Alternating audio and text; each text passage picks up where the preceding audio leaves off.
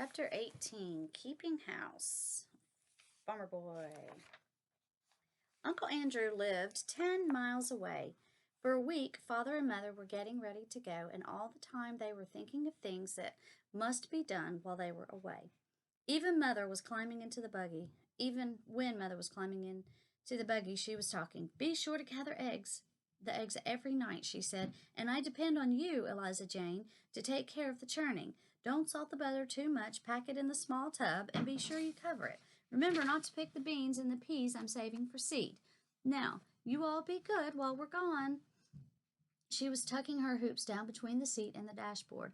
Father spread the lap robe. And mind, Eliza Jane, be careful of fires. Don't you leave the house while there's fire in the cook stove. And don't get to scuffling with the lighted candles. Whatever you do, and Father tightened the reins and the horses started. Don't eat all the sugar, Mother called back. The buggy turned into the road. The horses began to trot rapidly, taking Father and Mother away. In a little while, the sound of the buggy wheels ceased. Mother and Father were gone. Nobody said anything. Eliza Jane looked a little scared.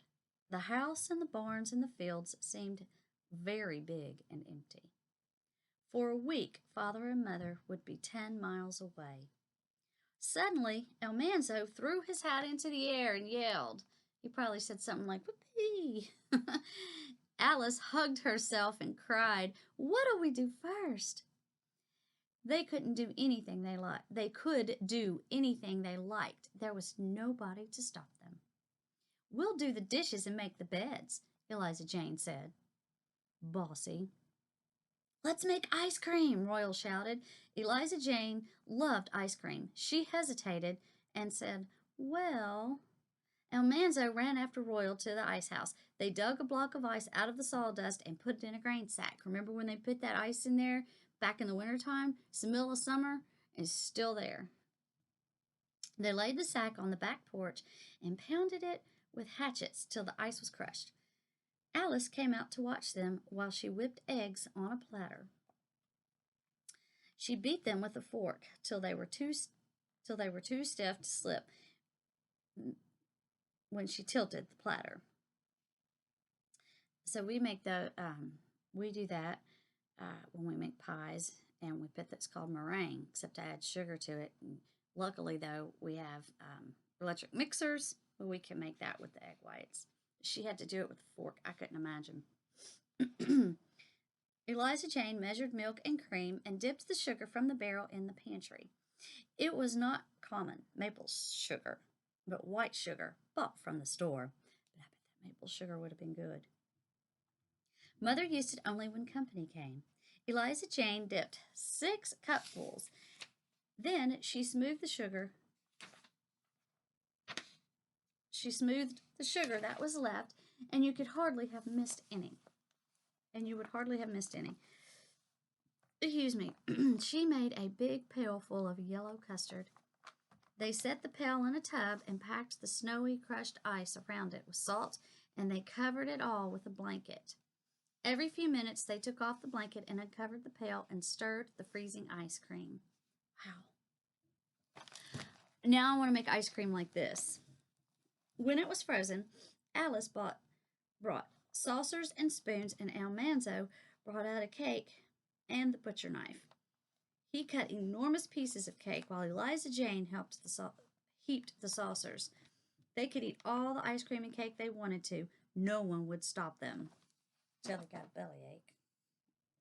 At noon, they had eaten the whole cake and almost all the ice cream. Eliza Jane said it was time to get dinner, but the others didn't want any dinner.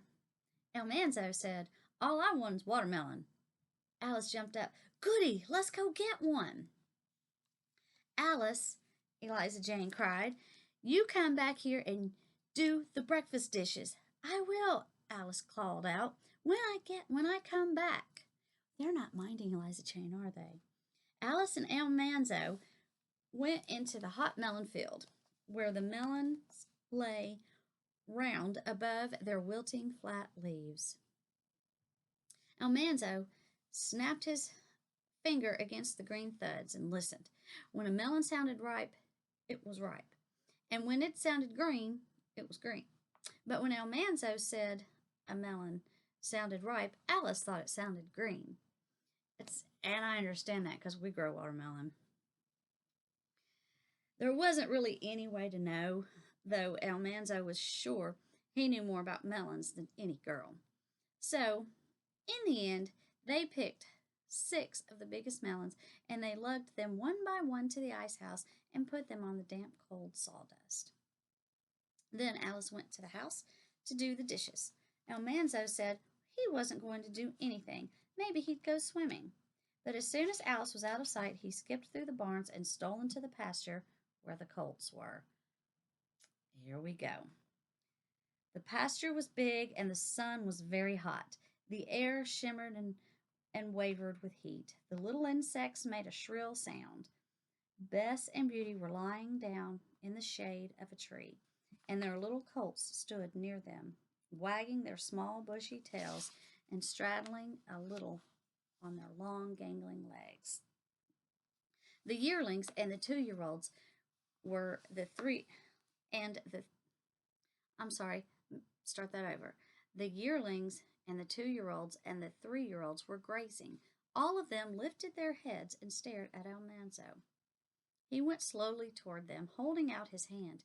There wasn't anything in his hand, but they didn't know that. He didn't mean to do anything. He only wanted to get near enough to pet them. Oh my goodness. Starlight and the other little colt ran wobbling to their mothers, and Bess and Beauty lifted up their heads and looked, then laid them down again. The big colts all pricked up their ears. One big colt stepped toward Almanzo, then another. The 6 big colts were all coming. Almanzo wished he had brought carrots for them. They were so beautiful and free and big, tossing their manes and showing the whites of their eyes. The sunshine glittered on their strong arched necks and the muscles of their chest. Suddenly, one of them said, "Whoosh!" One of them kicked, one of them squealed, and all at once their heads went up, their tails went up, and their hoofs thundered on the ground. All their brown haunches and high back tails returned to Almanzo like a thundering whirlwind. Those 6 colts went around the tree, and Almanzo heard them behind him. He whirled around. He saw their pounding hoofs and big chests coming straight at him. They were running too fast to stop. There wasn't time to get out of the way. Almanzo's eyes shut, and he yelled, "Whoa!" The air and the ground shook. His eyes opened. He saw brown knees rising up in the air. A round belly and hind legs rushed overhead. Brown sides went by him like thunder. His hat flew off. He felt stunned. One of the 3-year-olds had jumped over him. The colts were thundering down across the pasture, and Almanzo saw Royal coming. "Leave those colts be," Royal shouted. He came up and said that for a cent he'd give Almanzo a licking he'd remember. You know better than to fool with those colts," Royal said. He took Almanzo by the ear. Almanzo trotted, but his ear was pulled all the way to the barn. He said he hadn't done anything. Royal wouldn't listen. "Let me catch you in that pasture again, and I'll well the hide off you," Royal said. "I'll tell father, too." Almanzo went away, rubbing his ear. He went down to Trout River and swam in the swimming hole till he felt better. But he thought it wasn't fair that he was the youngest in the family. Any of y'all know that feeling? That afternoon, the melons were cold, and Almanzo carried them to the grass under under the tree in the yard, balsam tree in the yard. So when you're the youngest doesn't mean you're the least important. Everybody has their talents and their jobs, and everybody contributes to the family. God loves us all. Royal struck the butcher knife into the heavy, dewy green rinds, and every melon was so ripe that the rinds cracked open. Almanzo and Alice and Eliza Jane and Royal bit deep into the juicy cold slices, and they ate till they could eat no more. Almanzo pinched the sleek black seeds, popping them at Eliza Jane until she made him quit. Then he slowly ate the last slice of melon, and he said, I'm going to fetch up Lucy to eat the rinds. Oh, yes. We used to feed watermelon rinds and, yeah, to our pigs and cantaloupe. And then after the pigs were gone, after we processed them, a couple months later, guess what we had growing in the pig pen? We had we had surprise melons growing in our, because I guess they had eaten the seeds and the process.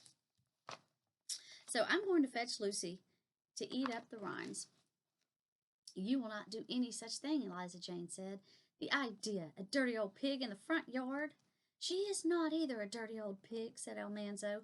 Lucy's a little young clean pig, and pigs are the cleanest animals there are. Oh, no, they are not. You just ought to see the way Lucy keeps her bed clean. This is true. And turns it and airs it and makes it up every day. Horses won't do that, nor cows, nor sheep, nor anything. Pigs, I guess I know that. I guess I know as much about pigs as you do, Eliza Jane said.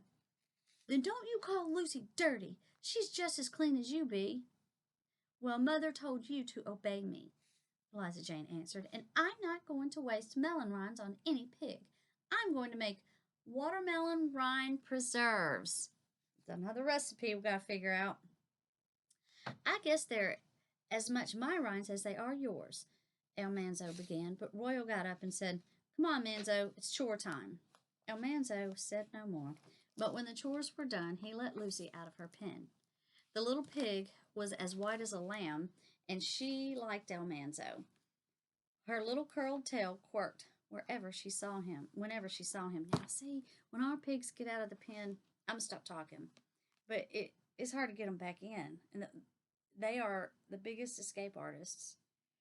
Anyway, she followed him to the house, grunting happily, and she squealed for him at the door till Eliza Jane said she couldn't hear herself think. After supper, Almanzo took a plate of scraps and fed them to Lucy. He sat on the back steps and scratched her prickly back.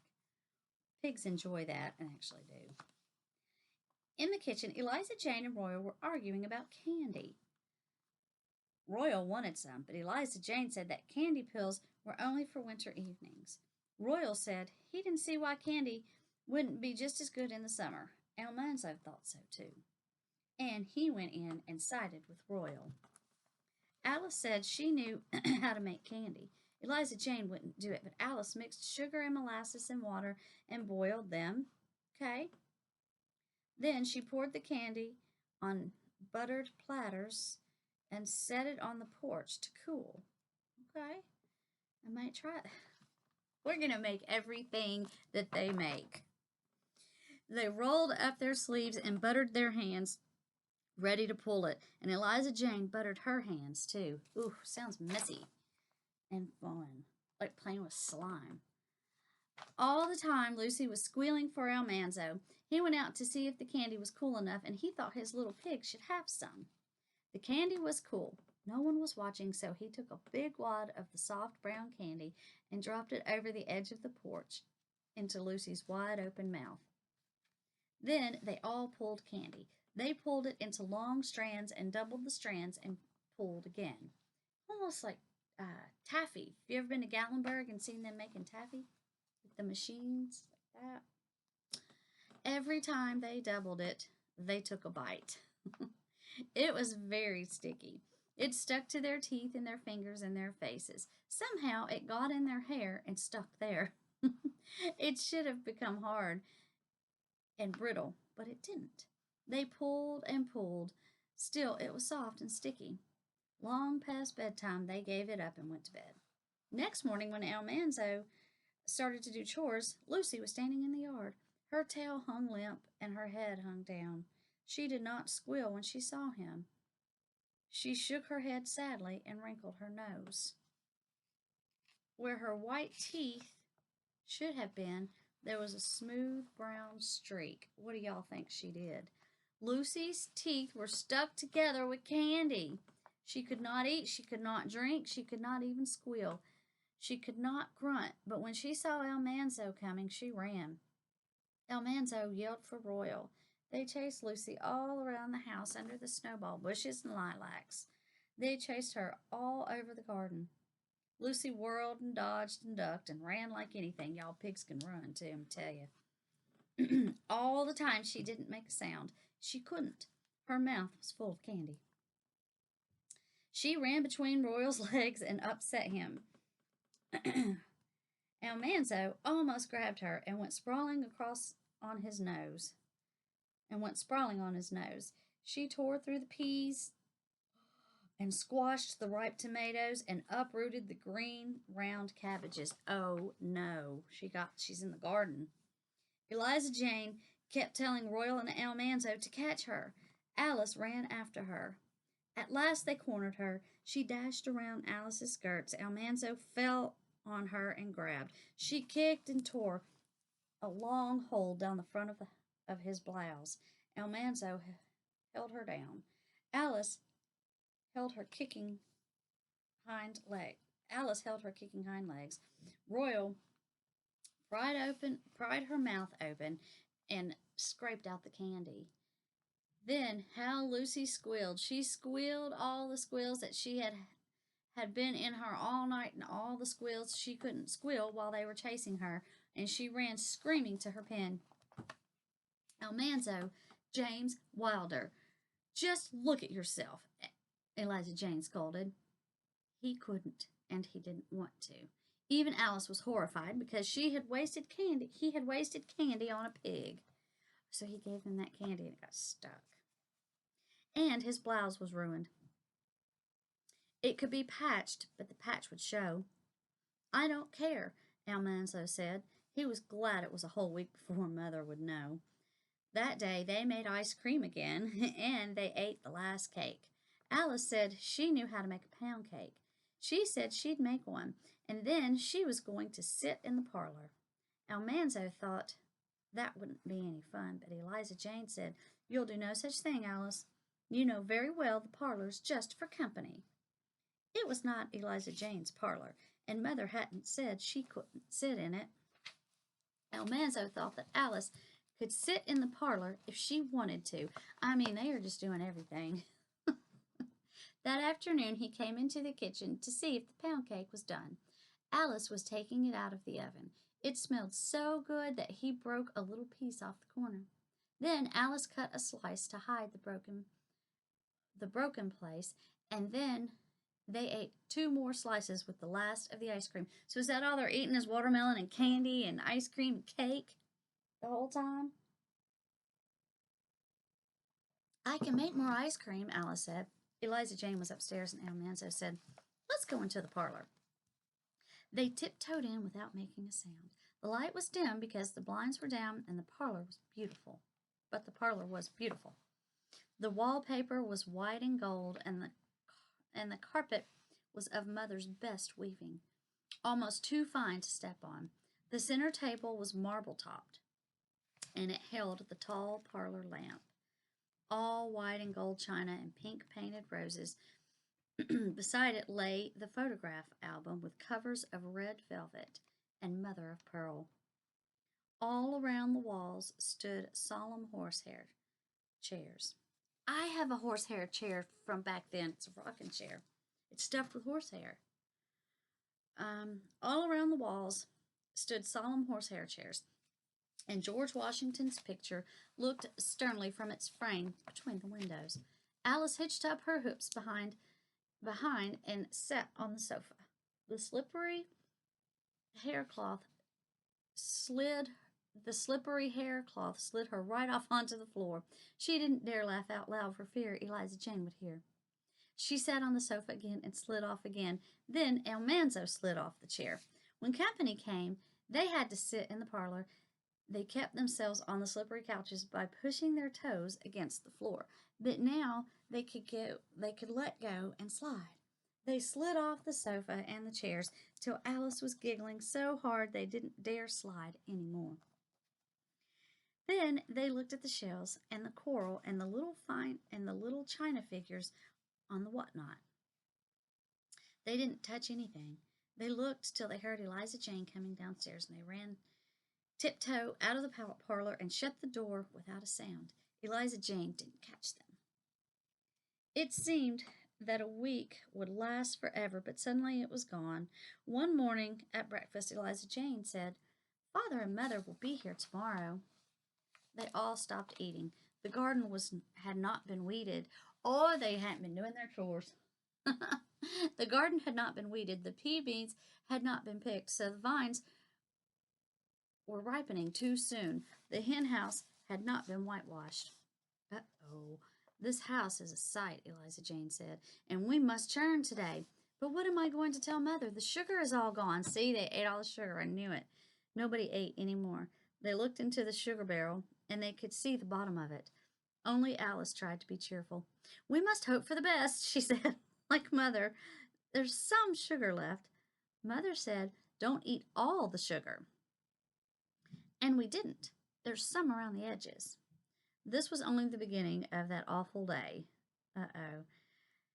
They all went to work as hard as they could. Royal and Almanzo hoed the garden. They whitewashed the hen house. They cleaned the cow stalls and swept the south barn floor. The girls were sweeping and scrubbing in the house. Eliza Jane made Almanzo churn till the butter came, and then her hands flew while she washed and salted it and packed it in the tub. There was only bread and butter and jam for dinner, though Almanzo was starved. "Now, Almanzo, you polish the heater," Eliza Jane said. He hated to polish stoves, but he hoped Eliza Jane would not tell that he had wasted candy on his pig. He went to work with the stove blacking and the brush. So he's scrubbing off the stove that's in the room there, like we saw in the video. So he's got a brush, and because I guess you get like ashes and soot all over it, so you got to keep it clean. So he went to work with the stove blacking and the brush. Eliza Jane, he said polish it with some blacking stuff. I need to look that up, see what that's like. Eliza Jane was hurrying and nagging. "Be careful you don't spill the polish," she said, busily dusting. Almanzo guessed he knew enough not to spill stove polish, but he didn't say anything. "Use less water, Almanzo, and mercy, rub harder than that." He didn't say anything.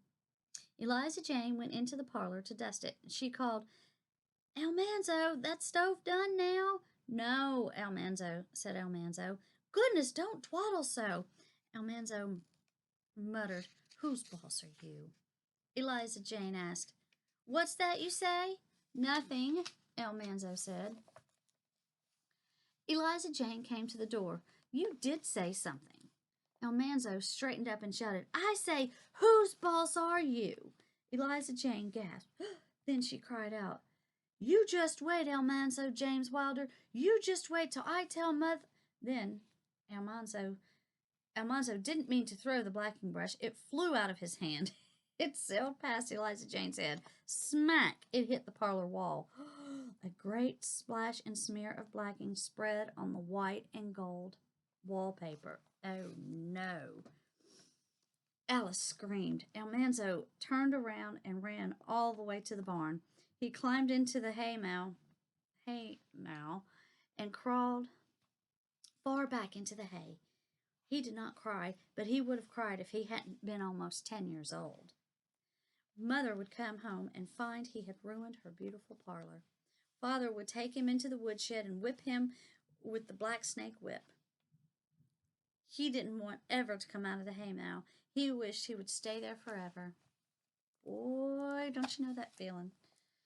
After a long while, Royal came into the haymow and called him. He crawled out of the hay, and he saw that Royal knew. "Manny, you'll get an awful whipping," Royal said. Royal was sorry, but he couldn't do anything. They both knew that Almanzo deserved whipping, and there was no way to keep Father from knowing it, so Almanzo said, "I don't care." He helped do the chores, and he ate supper. He wasn't hungry, but he ate to show Eliza Jane he didn't care. Then he went to bed. The parlor door was shut, but he knew how the black splotch looked on the white and gold wall. Next day, father and mother came driving into the yard. Almanzo had to go out to meet them with the others. Alice whispered to him, "Don't feel bad. Maybe they won't care." But he looked anxious too. Don't you know he's scared? Father said cheerfully, "Well, here we are. Been getting along all right?" "Yes, father," Royal answered. Almanzo, Almanzo didn't go to help unhitch the driving horses. He stayed in the house. Mother hurried about, looking at everything while she untied her bonnet strings. "I declare, Eliza Jane and Alice," she said, "you've kept the house as well as I'd have done myself." "Mother," Alice said in a small voice. "Mother." "Well, child, what is it?" "Mother," Alice said bravely, "you told us not to eat all the sugar. Mother, we ate almost all of it." Mother laughed. "You've all been so good," she said. "I won't scold about the sugar." She didn't know that the black splotch was on the parlor wall. The parlor door was shut. She did not know it that day, nor all the next day. Almanzo could hardly choke down his food at meal times, and Mother looked worried. She took him to the pantry and made him swallow a big spoonful of horrible black medicine that she made out of roots and herbs. He did not want her to know about the black splotch, and yet he wished she did know. Probably just to hurry up and get it over with, as he is dragging this out. While the worst was over, he could stop. When the worst was over, he could stop dreading it. The second evening, they heard a buggy drive into the yard. Uh-oh, now they're going to go in the parlor if they got company. Mr. and Mrs. Webb were in it. Father and Mother went out to meet them, and in a minute they all came into the dining room. Almanzo heard Mother saying, "Come right into the parlor." He couldn't move. He could not speak. This was worse than anything he had thought of. Mother was so proud of her beautiful parlor. She was so proud of keeping it always nice. She didn't know he had ruined it, and now she was taking company in. They would see that big black splotch on the wall. Mother opened the parlor door and went in. Mrs. Webb went in, and Mr. Webb and Father. Almanzo only saw their backs, but he heard the window shades going up. Here we go. He saw that the parlor was full of light. It seemed to him a long time before anybody said anything. Then Mother said, "Take this big chair, Mr. Webb, and make yourself comfortable. Sit right here on the sofa, Mrs. Webb." Almanzo couldn't believe his ears. Mrs. Webb said, "You have such a beautiful parlor. I declare it's almost too fine to sit in." Now Almanzo could see where the blacking brush had hit the wall, and he could not believe his eyes. The wallpaper was pure white and gold. There was no black splotch. Mother caught sight of him and said, "Come in, Almanzo." Almanzo went in. He sat straight up on a haircloth chair and pushed his toes against the floor to keep from sliding off. Father and Mother were telling all about the visit to Uncle Andrew's. There was no black splotch anywhere on the wall.